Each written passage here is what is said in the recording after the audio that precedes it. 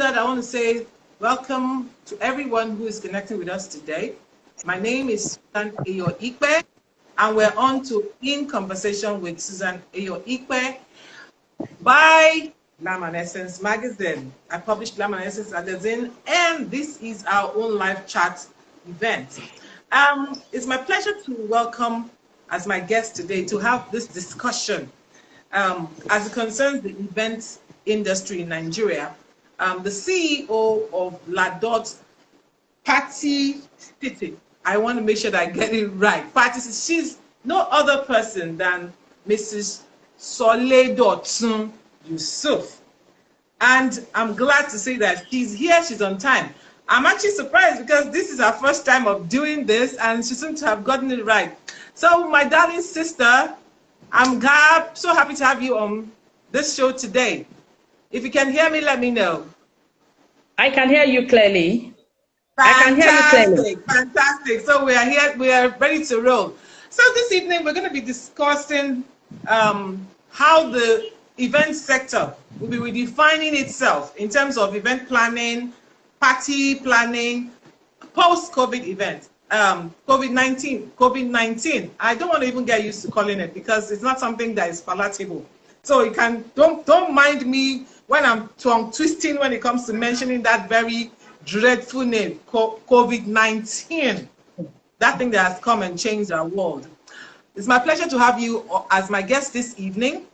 And I'm going to start out by, wanting you to explain to me, everyone out there watching, and to me, how Dots PartyCity came about. There's so many events planners in the country right now, but how did it start for you? Okay, thank you very much for the question, and I've actually been waiting for you to ask that. I've always been in love with event planning. My mom's husband is actually a decorator and an event planner before she relocated to USA. So in the early 90s, I do watch the way she does her things. I help her in it, but sometimes in the middle of 2000, I think around 2007 or so, I developed the passion. The passion was so high for me. Then in 2012, I decided to register my company. I actually started with kiddies parties, because I love kiddies a lot. You started with children's party. Children's party, yes, children's party. We call it kiddies entertainment. So I started with that in 2011, 2012. And my first client then was Nigeria Institute of Town Planners, Lagos State Chapter. They gave me the opportunity to plan the first ever children's party. And since then, we've been having party every year, and I've always been their consistent event planner for the kiddies party. And later on, when I registered my company in 2012, I registered it at Dots PartyCity, as in we are one complete company for event planning. I registered. It's like I just give you the money and you put the party together. Exactly. Not just only party, we plan, we also decorate, we do caterings, we cook, we do like I said, the kiddies party. We also cater with our logistic company. We do food and cocktails, we do finger food. Anything you want to think about party, we do renters, decor. Okay. I also noticed that you now have a special, I think it's like a party box, like something different from some, you have like a corner where you do like a, you call it a party box or lounge or something?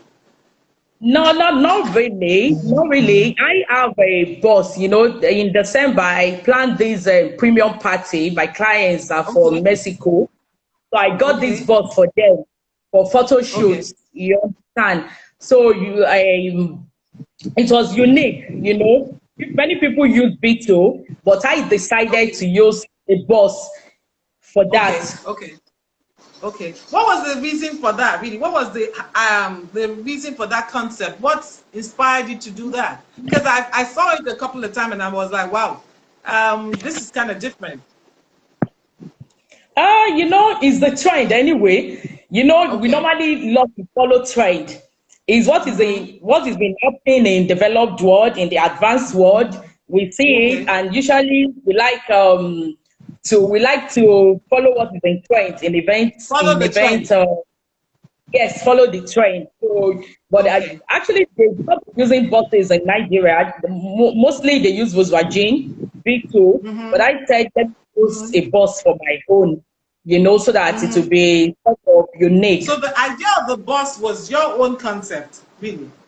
My own concept. I don't know if any other event planner have used it, but I knew that I used it in December, but I've not seen any bus as far as I know. Okay. Can I just now talk about, you know, as it is right now? A lot of people would say that so many people have gone into the events industry in different the different category of events planning in Nigeria, and that there are a whole lot of people doing this business. So, how do people? Well, let me just talk from your own point of view. How do you think those who are in that sector are able to still make a name for themselves in view of the number of event planners, event decorators that are out there? What is it that makes that a viable business for most of those who are in there now? Well, I will talk on my own. You know, I can't talk for everybody, even though I belong to an association of professional party planners and event manager in Nigeria, APOM. I'm a certified member of that association, and as far as they are concerned, it's the only association that is regulating the event industry in. I said, if you go into a particular business, if you don't have passion for it, there is no way you can succeed in that business. You know, nowadays, because so many people are jobless, they don't have, they are not gainfully employed, and they think the easiest way is to be an event planner. You know, they believe that if they plan an event for maybe a friend, you know, that makes them an event planner, and they can always advertise or market. That's usually the trend here in Nigeria. As soon as you've done something for 3 or 5 people, you feel you can do for a large crowd. And unfortunately, many are into it maybe because of the monetary gains, you know. But I would say it's not everybody that gains money from it, because the life of an event planner is so funny. You know, many watch into it, and at the end of the day, they watch back. By the time they start, because if you don't know the nitty-gritty of an industry, you know, there is no way you can succeed in that profession. But it's always better to learn from people, you know, to have a mentor in the industry, you know, to be certified. Probably you can go to school. I didn't go to any event planning school, but I call myself a triple planner because I'm a registered town planner, you know. I plan these towns, you know, and I'm also a chartered member of Institute of Logistics and Transport, and a certified event planner. I call myself the only triple planner in town, you know. So that makes it easy for me to be able to adapt to the profession of planning. Let me quickly take you to, you said something about people having mentors, you know, in that business. Who would you say were those who mentored you when you were starting out in the business of party planning? Well, I would say the mentor, like I told you, my sister, Damola Okena in US, is actually one of my mentors. You know, she's a successful decorator and event planner and a coach in United States of America. And you know, why growing up with so many event planners that motivates you, but I can't really say a particular person, you know, because I myself have been. You don't want to shake the table. Let's just leave it that way. You don't want to shake the table. Okay, can I ask you? Do you feel that that the Nigerian environment, the environment here, people in Nigeria, kind of like appreciate the essence of having an event planner do the event? Because once upon a time, you would not find that to be a thing that people would want to agree to do. It's like, oh, what are you going to do that is spectacular, that will make me want to pay? They actually pay money for that now. But do you think that it's like a widely accepted trend right now to have an event planner plan your event and actually pay to get that service?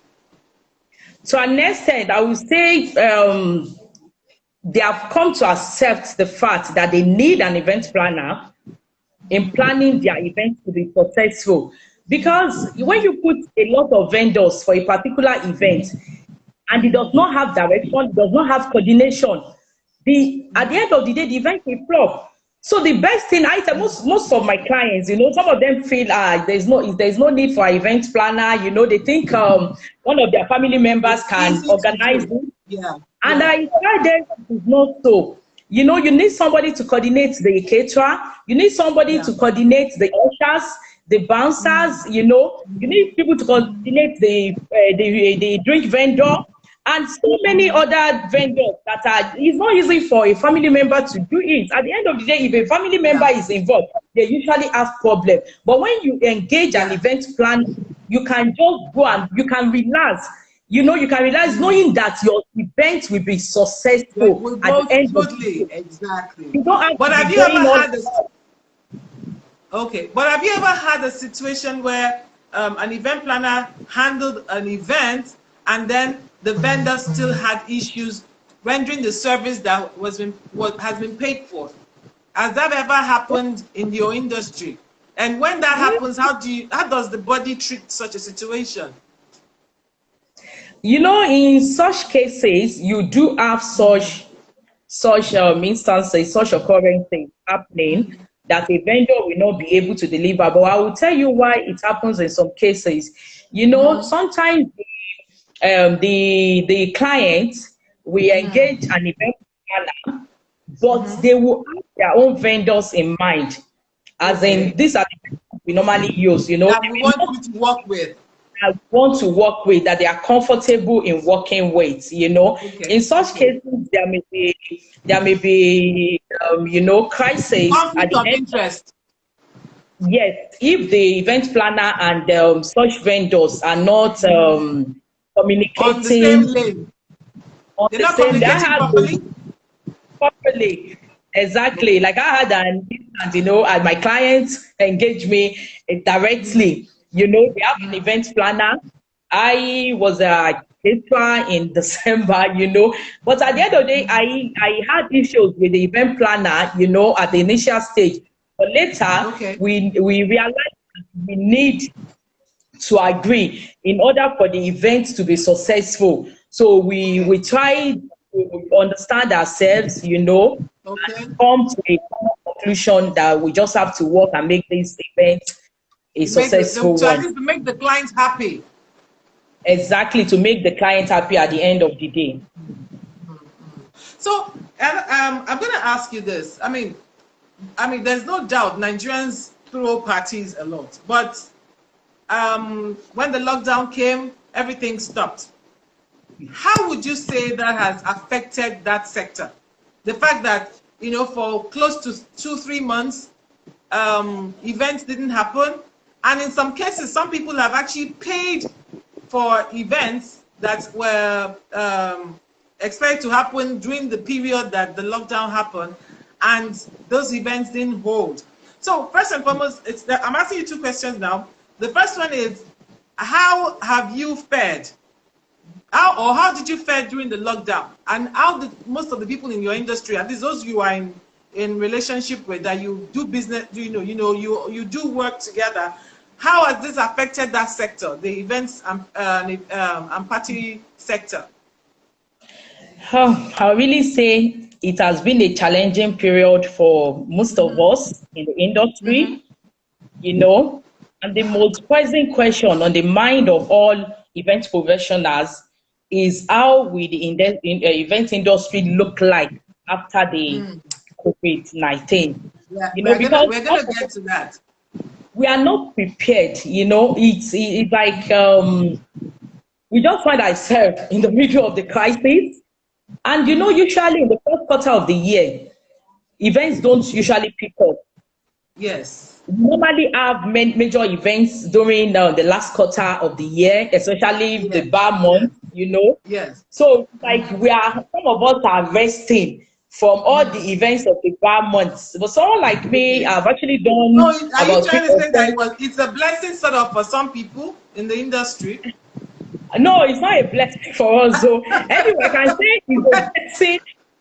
I will tell you, it's a blessing in a way for someone like me or some other people, because I work so hard. I hardly have time to relax because I'm also a career woman. I'm a professional woman. And it's not easy combining it together, but most of the work I do. To be doing both at the same time. Exactly. So it was like, oh God, it's an opportunity for me to relax, but I never knew because I had a major event in the third week of March. And when the opportunity came in, the announcement came in that we should relax at home. I said, thank God, I will really have time to relax.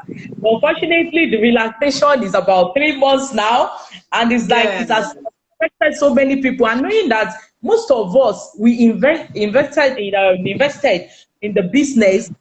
Yes. In December, like someone like me, I invested a lot in December. I bought a lot of things, thinking that people will come and rent it, and many people were able to rent some of the items, but unfortunately they were not sure if there will be lockdown or not. So some of them called me that they will still pay for it if there is no lockdown. So it's affected so many people. Most of us, majority of us, I will tell you, have not done any work since the beginning of the year.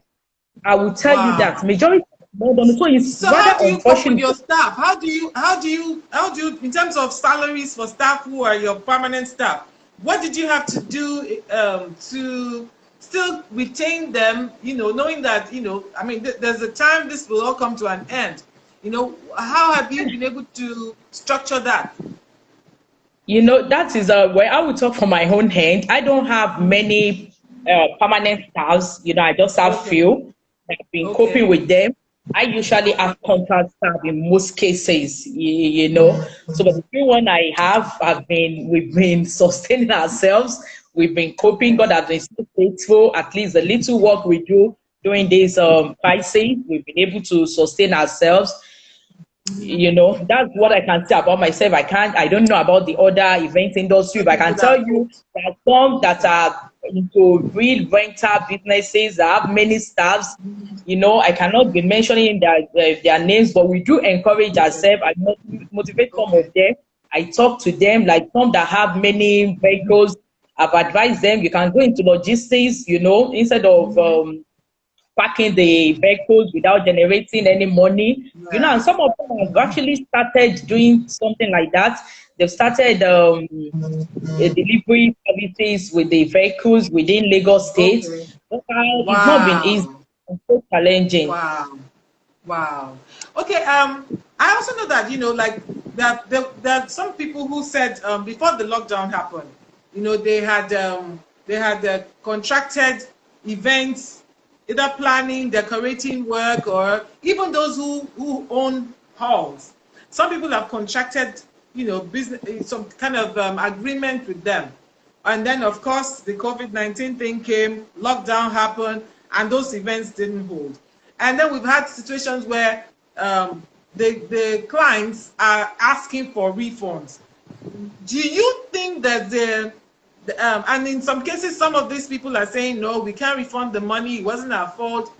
What do you think can be the way, because I know that there are cases right now where, we have clients and the vendors who are, at each other's throats over commitments made financially and those events not holding. How does your body,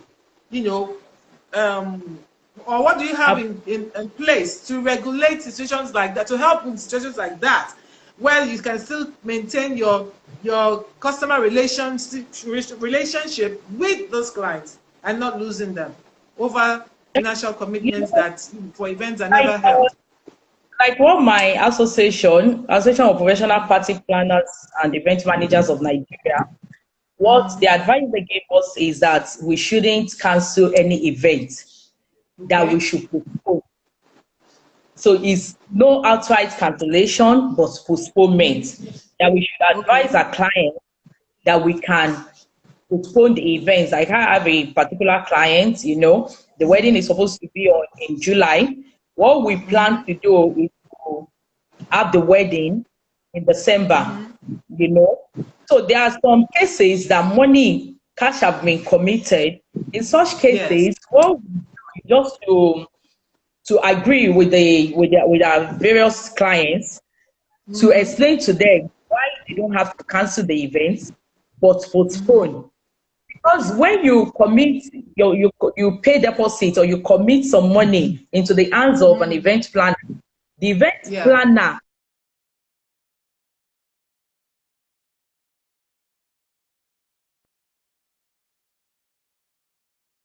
Can you hear me? Hello? Okay. I can hear you. I can hear you. Once you are paid the first installment, you start planning for the event.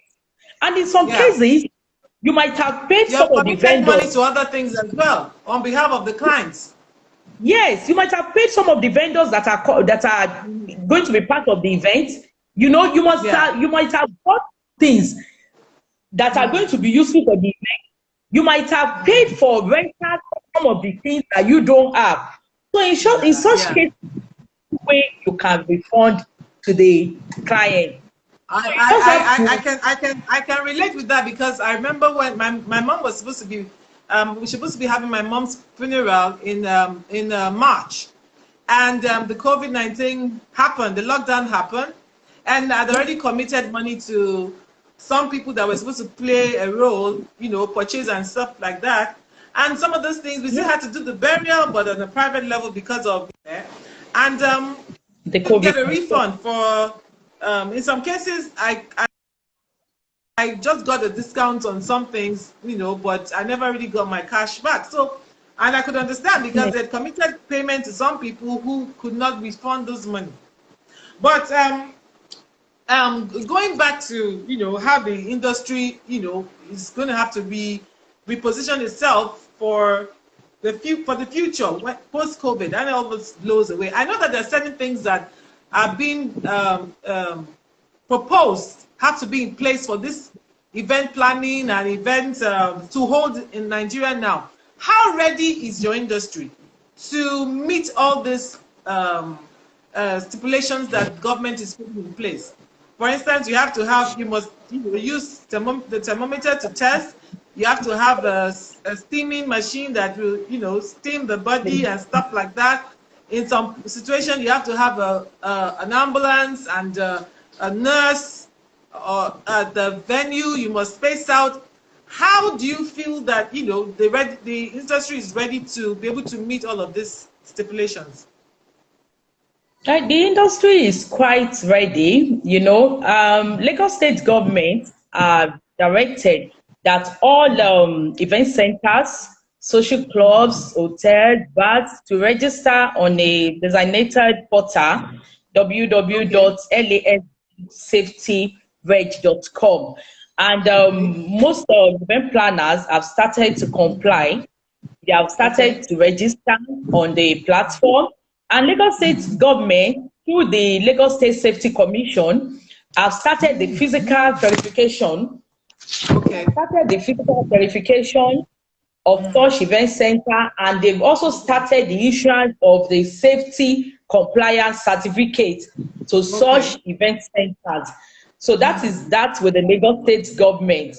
And most event centers, you know, they have in place, most of them have in place the thermal scanners, you know, that will be installed at the entrance of the event centers, of the hall. You know, some of them have even gone to the extent of installing the booth, the disinfectant that booth, you have to walk through to get into the hall. You have to walk through before you enter the event hall. And you know, the guidelines that you can just do 20 maximum of 20 guest events now. And you have to put in mind the distance of 2 meters, the physical distance of between when you set up the chairs. Like I advised a client recently that want to have an event in August. I told her she wanted to have a 400 capacity event, and it's an outdoor event. That is better. We installed 1,000 capacity tent. So that once we install 1,000 capacity tent and we have about 400 guests, we have about maybe 4 people sitting on a banquet table.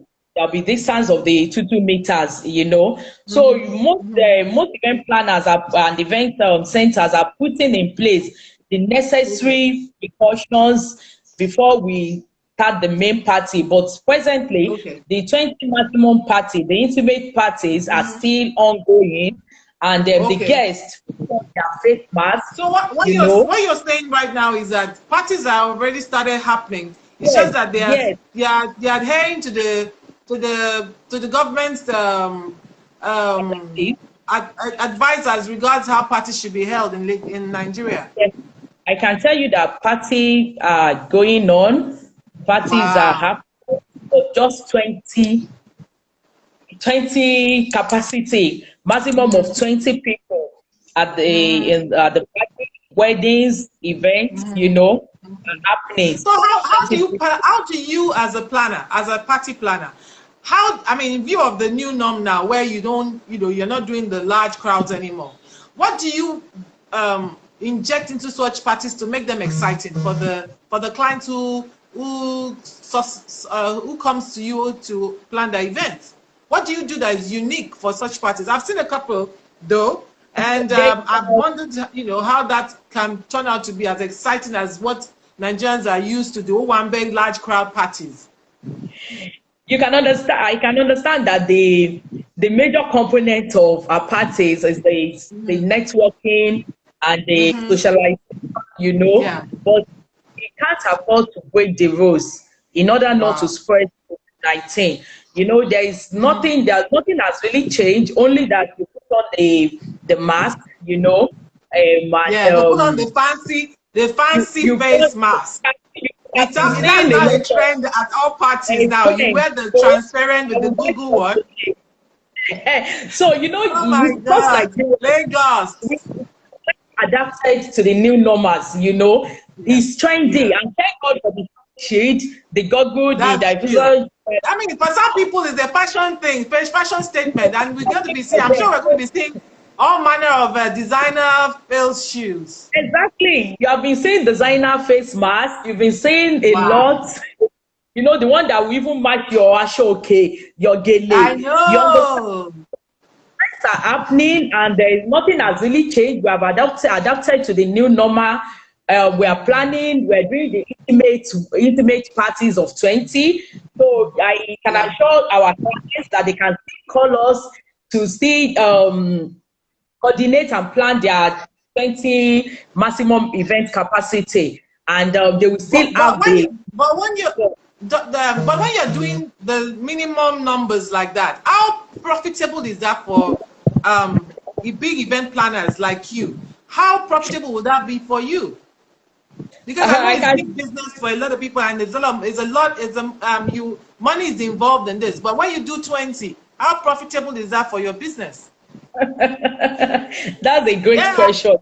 Yeah, I can tell you the profit is minimal.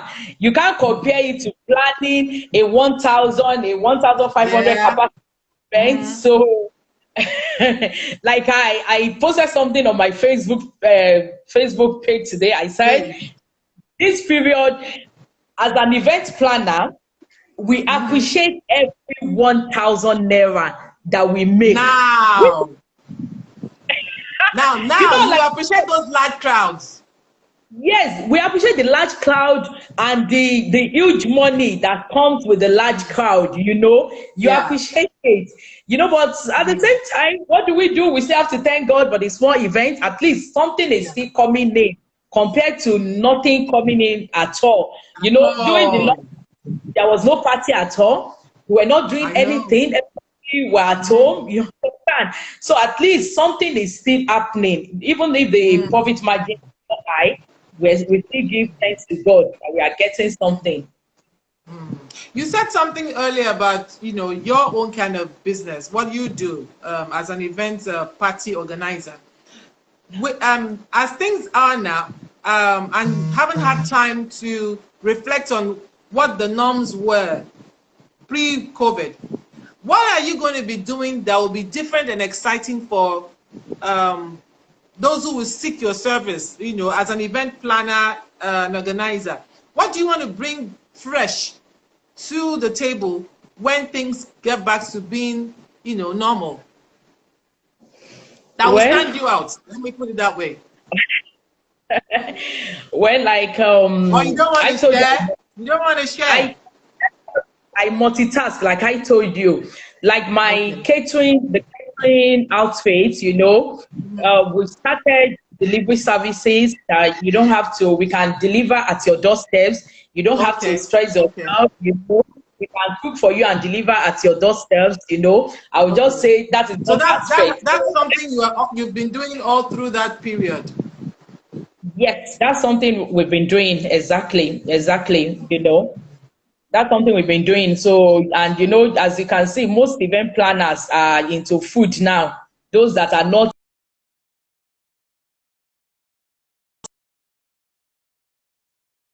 And what have you? They have to diversify, you know. Exactly. So many are diversifying. You know, as if they have left the event planning aspect or whatever, but they needed to diversify during this period in order to have something doing and to have money in their pocket. You know, to meet the demand. I get you. So, let me ask you this, because I mean, as we're rounding up, because we're almost like done with this. I would not, between this interview will not be complete without me asking you how you, as an event in that sector of event planning and organizing, how did you receive the passing of Ibidu Igbodalu, who just got buried on Saturday? How I saw that, you know, the industry kind of like came out to give express their grief like I've never seen it done for anybody else. How did you receive that news? The news was shocking, you know. It was sudden. Nobody expected it, even though we are all prepared to die one day. But you know, she was a vibrant young lady. She was focused. She was determined. She was so energetic. You know, she was resilient. You know, she was awesome, amazing. She was always here and there. She was a go-getter. You know, many of us see her as a sick. We wouldn't have been so surprised, so shocking. It wouldn't have been so shocking for us. And she was even at a major event that one of us had at KFA Event Center. June says, you know, our vice president, Ms. Puyo, was even chatting with her that she needed her voice in the event, that she has been silent. We needed her voice, you know. So she was with everyone on that day. I couldn't attend the event. So it was like, it was so shocking for us that we heard of our demise after some days that we had the event. So it was not something we were prepared for. It was not something we were expecting. It was so shocking for us. You know, that was why the event professionals came all out to give her a beautiful to honor her. As someone, you know, like a lot of people who saw all the ceremonies that were held, the involvement of the Nigerian events industry members, it was clear to everyone that she was the kind that, you know, embraced everyone in that sector. Because if she hadn't been good to many of them, or been a part of their business, or been a contributor in one way or the other, you know, I mean, they wouldn't have celebrated her the way they did. Well, it was an amazing thing to see them celebrate her, you know, the way that she was celebrated following her passing. So what would be the way forward for, you know, that industry now, you know, in view of, you know, the changes that have been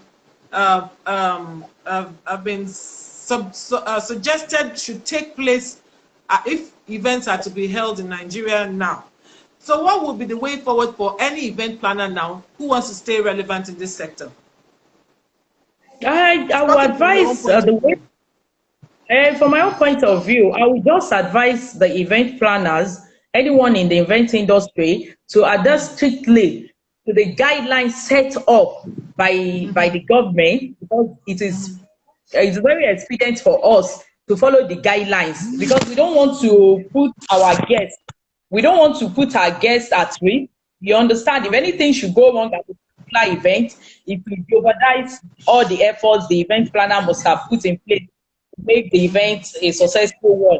So the best thing is for us to adapt to, if the government says 20 maximum, they can increase it later as That events 20 unfold. maximum, I know that would be a challenge for a lot of people. It's like, oh, 20, just 20.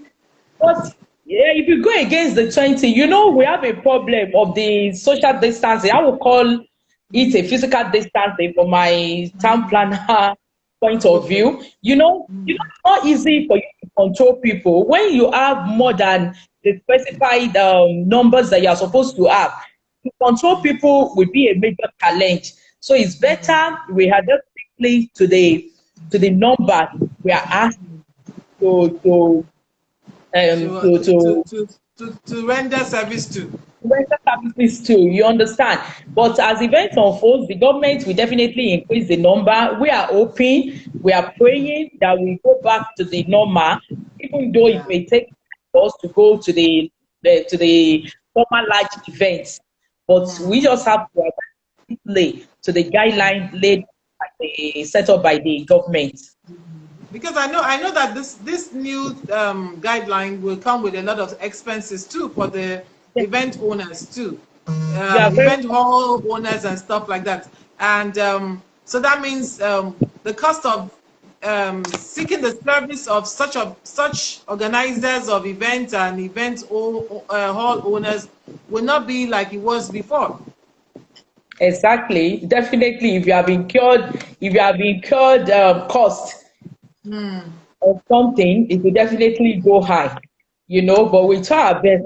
We just try our best to still maintain the normal cost. God help us all. Amen. I want to say a big amen to that. And I want to say a big thank you too for the time spent, talking about how the industry will be redefining itself post-COVID, and what are the things that the clients will be expecting from a service from the industry after this whole pandemic has gone. I want to say a big thank you to you. I mean, I've enjoyed every minute, and I've learned a lot, and I believe some other people out there too have learned something. Thank you so for being my guest on In Conversation with Susan Eyo-Ikpe. Thank you, thank You're you, thank you. I welcome. hope I'll be able to have you again when next I call you. Anytime, I'll always be available for you. Nice All being on the right. program. Thank Thank you you. so much. Thank you so much. On that note, it's a Bye. wrap on this program, and we'll be back next week with another guest. Thank you, and God bless.